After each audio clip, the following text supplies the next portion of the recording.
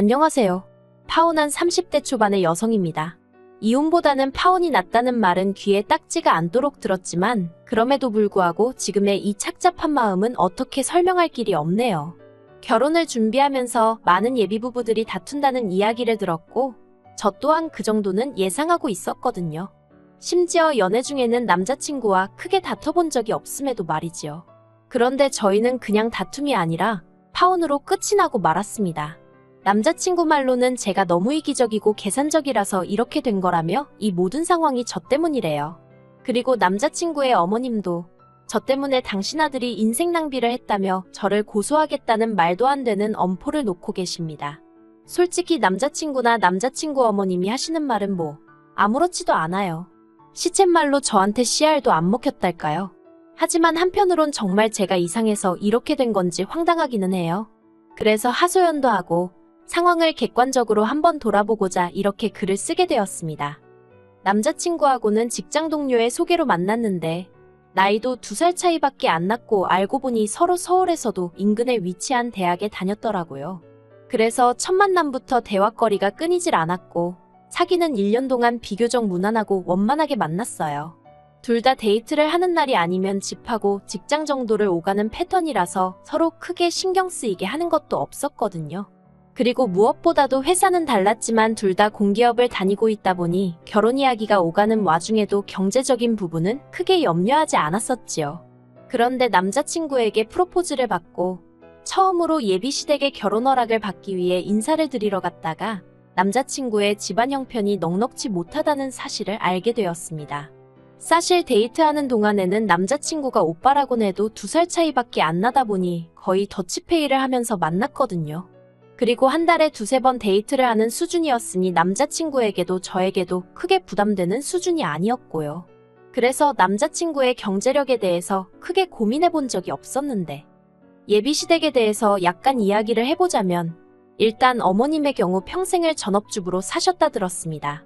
남자친구나 남자친구 어머님 본인이 말씀하시길 체력이 약해서 어디 남의 밑에서 일할 사정이 안 되었다고요. 그리고 아버님은 사업을 하셨지만 몇 번의 실패를 거듭하시고 지금은 지인의 건물 관리 일을 하고 계시다는 거예요. 솔직히 직업에 귀천이 없다고 생각하고 저라고 얼마나 잘났다고 생각해서 이런 이야기를 하는 것은 결코 아닙니다. 하지만 문제는 사정이 그렇다 보니 아버님 연세가 66이셨음에도 불구하고 노후 준비가 전혀 되어 있지 않아 일을 당장 쉬실 수 없는 형편이었고 나아가 저희가 결혼을 한다고 해도 별다른 도움을 주실 수 없겠더라고요. 그래서 이후로 저는 며칠의 고민 끝에 남자친구에게 우리 돈 이야기를 안 할 수 없지 않냐며 먼저 말문을 열었습니다.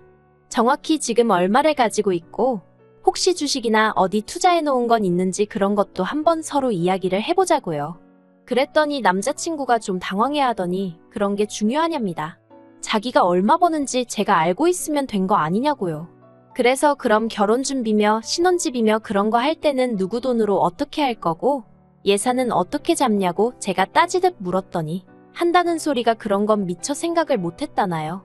먼저 결혼하자고 나온 사람이 어떻게 그런 건 생각을 못했다는 건지 어이가 없었지만 그래도 여기까지는 솔직히 정말 도닦는 심정으로 이해하려고 했어요. 남자니까, 남자라서 남자들은 원래 세세한 건 놓치는 일이 많다고 하니까. 말도 안 되는 변명이지만 그래도 이해해보려고 했지요. 남자친구에게 지금 당장 현금으로 얼마를 가지고 있냐 물었습니다. 그랬더니 6천만 원을 모았다고 하대요. 그래서 주식이나 다른 건 뭐 없냐고 하니까 하나도 없답니다. 주식을 해본 적은 있지만 1,000만 원 정도 잃고 접었고 다른 건 관심이 없었다면서요. 그래서 그러면 오빠 부모님께서는 얼마나 보태주실 생각이신지 혹시 이야기해본 적은 있냐고 물었습니다. 그리고 이 질문에 남자친구가 꽤나 당황한 눈치였어요. 그렇게 제가 단도직입적으로 물을 줄은 몰랐던 거겠지요. 남자친구 말이 솔직히 이야기해본 적도 없지만 자기는 안 받고 싶답니다. 자기가 벌어서 드리고 가진 못할 망정 나이 33세 부모님에게 손 벌리고 싶지는 않다나요? 그래서 저도 더는 가타부타 따지지 않고 그러냐 했습니다. 뭐 저도 기대가 없었으니까 크게 실망하지도 않았던 것도 사실이고요. 하지만 친정부모님께 어떻게 말씀을 드려야 할지 모르겠더라고요. 어떻게 들릴지 모르겠지만 솔직히 실망하지 않으실까 걱정이 많았어요. 저희 친정부모님은 소위 사람들이 말하는 흙수저십니다. 두 분 다 어려운 환경에서 자라셨고 결혼식도 시에서 올려주는 합동결혼식으로 치르신 분들이에요. 그래도 두 분 특유의 근성과 부지런함으로 가난을 극복하셨고 지금은 어디 가서 적어도 아쉬운 소리는 안 하고 사실 형편은 되십니다. 그리고 몇 년 전 부동산 투자가 떠오르기 시작한 시기에 저에게 결혼 자금을 미리 주는 거라 하시며 2억을 주셔서 제가 그 돈에 대출 1억 5천을 더해 직장 근처에 아파트를 샀고요. 그런데 아파트를 산 이후로는 버는 족족이 대출을 갚다 보니 솔직히 당장 들고 있는 현금은 500만 원 남짓이 전부였어요. 하지만 이게 결혼할 때 문제가 될 거라곤 조금도 생각치 않았던 게 아무리 대출이 끼어 있다고 해도 제가 집을 해가는 거잖아요. 그리고 솔직히 아파트를 팔기만 하면 대출은 한 번에 갚을 수 있을 만큼 아파트 값도 많이 올라있던 상황이었고요. 아무튼 그래서 저희 친정부모님은 그래도 당신들이 저에게 남부끄럽지 않게 해주셨다 생각하고 계셨고 저도 전적으로 동의하는 바였습니다. 그렇다 보니 남자친구의 상황을 어떻게 설명해야 할지 솔직히 난감하더라고요. 그런데 제 걱정은 기우에 불과했습니다. 저는 저희 부모님께서 경제적인 부분만 놓고 봤을 때 저희랑 비슷하거나 나은 환경을 원하실 거라고 생각했는데 부모님께서 결혼할 땐 돈보다 중요한 게 많은 법이라며 남자친구와 제가 진심으로 사랑한다고 하고 둘 다 앞날 창창한 젊은이들이니 당장 돈이 좀 없는 건 큰 문제가 아니라고 하시는 거예요. 그리고는 결혼을 허락해 주셨지요.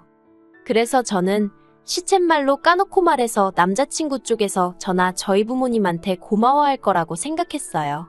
생색내자고 유세 부리자고 하는 소리가 아니라 솔직히 아무리 세상이 바뀌었다고 해도 여자 쪽에서 7억이 넘는 아파트를 해가는데 남자 쪽에서 6천만 들고 오는 게 흔한 일은 아니잖아요. 그렇다고 저희 부모님이 남자친구 쪽에다 이거 해와라 저거 해와라 하신 것도 아니고요. 오히려 시계며 정장이며 뭘 해줘야 하냐고 고민을 하시는 분들이셨습니다. 그런데 세상살이가 다 제 마음 같지 않다더니 남자친구 쪽에서 나온 이야기는 정말 예상 밖이었어요. 양가에서 결혼 허락을 받고 조금씩 결혼 준비를 해나가는 중이었는데 하루는 남자친구가 집에 관해서 할 이야기가 있다고 하더라고요. 그리고 저로서는 무슨 이야기를 하려고 그러는 건지 짐작도 되지 않은 상황이었어요. 그런데 남자친구가 자기 6천만 원 이야기를 꺼냈습니다. 아무래도 제 아파트의 대출이 1억 정도 남아있긴 했지만 남자친구가 모았다는 6천만 원으로 대출을 갚아버리면 저희가 결혼식을 비롯해 신혼여행도 그렇고 혼수도 그렇고 그런 걸 지불할 형편이 되질 않았기 때문에 대출은 대출대로 두고 일단 남자친구가 모은 돈으로 결혼식을 비롯한 여러 가지를 치르자고 한 상황이었거든요. 그리고 돈이 남으면 그 돈으로 차를 한 대 살까 그 정도 이야기만 오가는 중이었달까요. 그런데 남자친구 어머님께서 남자친구더러 그렇게 하지 말고 그 6천만 원을 저를 주고 대신 제 아파트 명의를 공동명의로 바꾸라고 하셨답니다. 아직 집에 대출이 1억이나 남아있으니 엄밀히 말하자면 제가 집을 해오는 거라고 볼 수가 없다면서요. 그래서 제가 남자친구더러 어머님 말씀대로 하면 돈이라고는 내가 가진 500만 원이 전부인데 그걸로 결혼식이며 뭐며 다 어떻게 하냐고. 그리고 오빠 생각에는 그러면 7억짜리 아파트에 6천만 원을 내고 공동명의를 하라는 어머님 말씀이 맞는 것 같냐고 물었습니다. 그러자 남자친구가 우물쭈물하더니 6천을 보태고 남은 대출 4천도 같이 갚으면 되지 않냐는 거예요. 제가 어이가 없어서 그래. 오빠 말대로 남은 4천을 같이 갚는다고 쳐도 그래봤자 오빠가 쓰는 돈이 1억이 안 되는 건데 정말 어머님 말씀이 맞는 것 같냐고 다시 물었습니다. 그러자 남자친구가 저더러 그렇게 따지다 보면 뭐 10원짜리까지 따질 거냐는 말도 안 되는 소리를 하는 거예요. 그리고 이 시점에서 이미 저도 너무 황당해서 처음으로 이 결혼을 하는 게 맞나라는 생각까지 하게 되었지요. 그래도 사실 그 순간 바로 파혼하자 소리는 못했고 혹시 내가 뭘 잘못 생각한 부분이 있나 싶어서 며칠 동안 혼자 소가리를 했어요. 그런데 아무리 곰곰이 생각을 해봐도 7억짜리 집에 대출 1억이 있다고 집을 해온 게 아니라는 소리를 들을 정도인가 싶더라고요. 그리고 공동명의라니 그게 가당키나 한가 싶었고요. 그래서 고민 끝에 남자친구와 만나 공동명의는 못하겠다고 했습니다. 계획대로 오빠 돈으로 결혼식이며 필요한 데 쓰고 남으면 차를 사던지 하자고 그게 아니면 결혼 자체를 다시 생각해보자고요. 그랬더니 남자친구가 제가 이해가 안 된답니다. 자기 돈으로 대출을 갚으면 매달 나가는 원금하고 이자가 아껴지니까 돈도 더 빨리 모을 수 있지 않냐면서 결혼식이랑 다른 돈 들어가는 건 일단 카드로 할 수 있는 건 하고 축의금도 들어오니까 그걸로 대충 해결할 수 있을 거라면서 차도 당장 필요한 게 아니니까 안 사도 되지 않냐고요.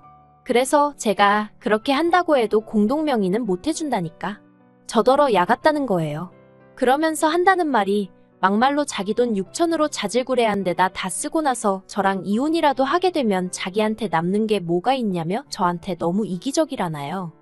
그리고 남자친구가 그런 생각까지 했다는데 저는 정말 크게 충격을 받았습니다. 곰곰이 생각해보면 남자친구가 뭘 걱정하는지 아예 이해 못할 것은 아니었지만 그래도 결혼을 앞두고 이혼을 하게 되면 자기가 손해를 얼마나 볼지 그런 걸 따지고 있었다는 사실 자체가 소름이 끼쳤달까요. 그래서 그전까진 제가 남자친구가 행여 기분이 상하진 않을까 싶어서 돈에 관해서는 할이야기를 돌려서 하기도 하고 한마디로 정말 배려를 했는데 말귀를 못 알아들어 먹는 건지 말이 안 통하는구나 싶어서 대놓고 말하기 시작했어요. 그런 식의 논리면 나야말로 오빠 말대로 공동명의해줬다가 이혼이라도 하게 되면 어떻게 하냐고요. 그러자 남자친구가 그러니까 이혼을 안 하면 되는 거 아니냐며 화를 내는 거예요. 사귀는 동안 의견이 늘 일치하는 것은 아니었지만 그래도 말이 안 통한다 싶은 적은 없었는데 남자친구가 보이는 뻔뻔한 태도에 저는 정말이지 두 손 두 발을 다 들고 싶은 심정이었습니다. 그래서 남자친구더러 아무래도 우리 결혼은 다시 생각해보는 게 좋겠다고 했어요.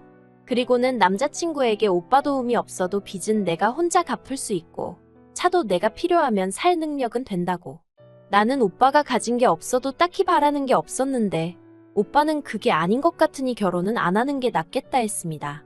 그런데 정말 가증스럽게도 제가 자기 예상보다 세게 나가서 그런 건지 갑자기 꼬리를 내리는 거예요. 아무래도 자기가 표현을 잘못한 것 같다면서 그런 뜻이 아니었다나요? 하지만 그날 이후로 저는 남자친구의 모든 연락을 거부하기 시작했습니다.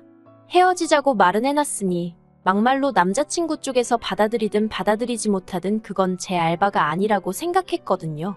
그러자 남자친구는 처음엔 전화를 그렇게 해대더니 1시간에 10몇 개에 달하는 문자를 보내기 시작했고 급기야는 제 회사 이메일 주소로 사적인 이메일까지 보내는 게 아니겠어요. 자기도 사회생활하니까 회사 메일로 사적인 내용을 보낸다는 게 서로에게 얼마나 좋지 못한지 뻔히 알면서 그러더라고요. 그리고 남자친구의 찌질하고 경솔한 행동에 저는 그나마 남아있는 정도 뚝뚝 떨어지는 듯 했습니다.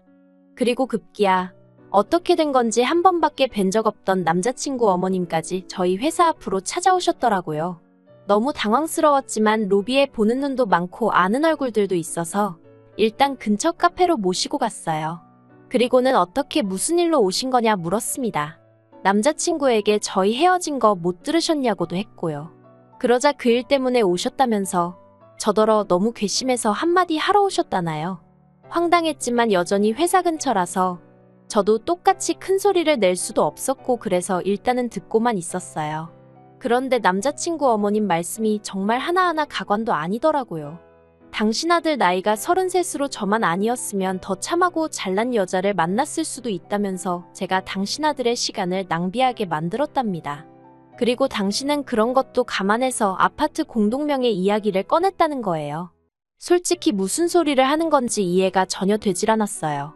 저한테 사귀자고 따라다닌 것도 남자친구였고 결혼을 하자고 든 것도 남자친구였는데 뭘 제가 시간 낭비를 하게 했다는 건지 오죽할 말이 없으면 억지도 저런 억지를 쓸까 싶었달까요. 그래서 제가 지금 저더러 어쩌라는 거냐고 물었습니다. 그랬더니 그냥 결혼을 하래요. 공동명의는 안 해도 되니까 대신 대출은 저 혼자 갚고 결혼식에 들어가는 비용이며 기타 비용도 제가 부담하랍니다. 그러면 당신도 더는 말 안 하겠다나요? 어이가 없어서 제가 뭐하러 그렇게까지 해서 제가 어머님 아들이랑 결혼을 하느냐고 받아쳤어요. 뭐 얼마나 별 볼 일 있는 남자라고 제가 그렇게까지 하느냐고요. 그러자 어머님이 저더러 막말을 하네. 어쩌네 그러더니 피해 보상받을 거라고 고소한답니다. 정말 오렌지 주스 한 모금 마셨다가 그대로 뿜을 뻔했다니까요. 그래서 고소 많이 하시라고 했네요. 그리고 그게 엊그제 있던 일로 이제 남자친구는 저더러 독한 액쓰니 뭐니? 난리도 아닙니다. 정말 적을수록 제 머릿속이 깨끗이 정리가 되는 기분이네요. 남자친구도 남자친구 어머님도 제정신 아닌 거 맞는 것 같아요. 저한테 검은 속내를 다 들키고 나니까 민망해서 저러는 건지.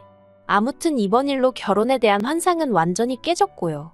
막말로 제가 능력이 안 되는 것도 아니고 혼자 살던지 아니면 다른 사람들처럼 수준에 맞는 남자 만나야겠어요.